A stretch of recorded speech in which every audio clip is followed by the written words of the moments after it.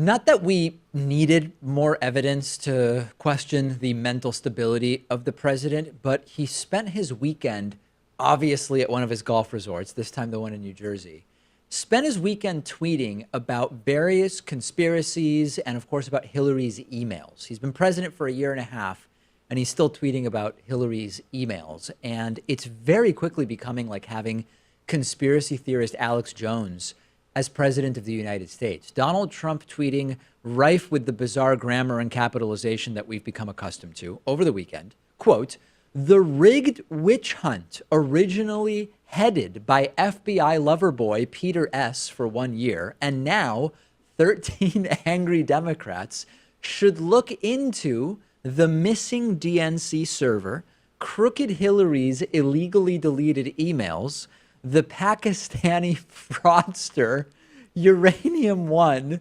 Podesta, and so much more. It's a Democrat con job. I don't know where to start. Okay, so this is like under 50 words. I think I counted. It's like 47 words. Here's what he has squeezed into this small number of words, which is actually a sort of literary achievement to squeeze this much nonsense into only 47 words. He calls the Russia investigation a witch hunt. No evidence of that. That's a popular one for Trump. The Peter S. that he refers to is Peter Strzok. This is the guy who was an FBI agent, didn't head the investigation. He was one of many people that were involved.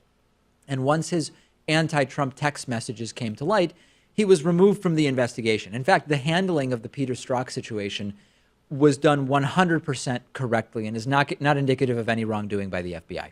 Trump then talks about 13 angry Democrats. That's Trump claiming that 13 Democrats at the FBI run the entire investigation, which is, of course, not true. And as you probably know, Robert Mueller, the guy in charge, is a lifelong Republican. Trump references a missing DNC server. There are missing records of all kinds on both Democratic and Republican sides, not really a unique thing. We have a problem in our government with records going missing.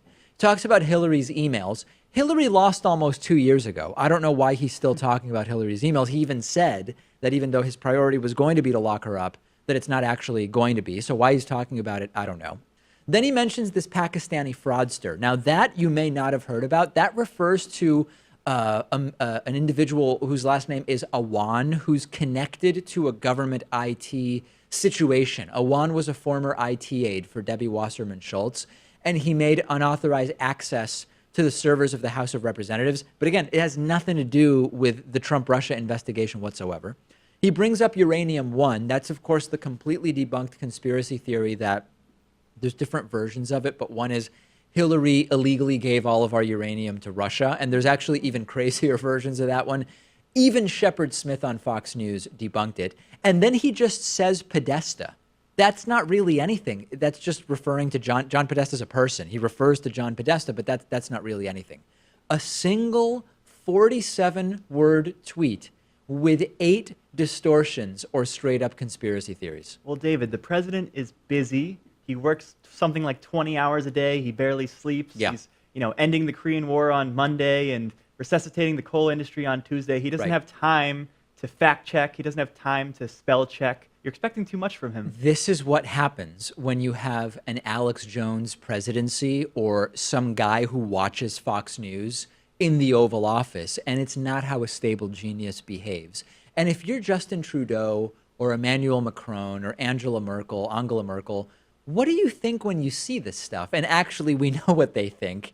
And we know that Trump doesn't care what they think because he's alienated them completely. What does Putin think when he sees this stuff? He thinks everything's going exactly to plan and is very, very pleased. Today's program is made possible in part by Futur, which is a social forecasting game for your phone where players come together and compete with each other to predict future events. You go on the app, find a future event you feel confident enough about to make a prediction, and make a bet on the outcome that you think will happen using the app's in-game fake currency. If your prediction is right, you're rewarded with more points. You can compete with others who are making their own prediction to see who is the best forecaster.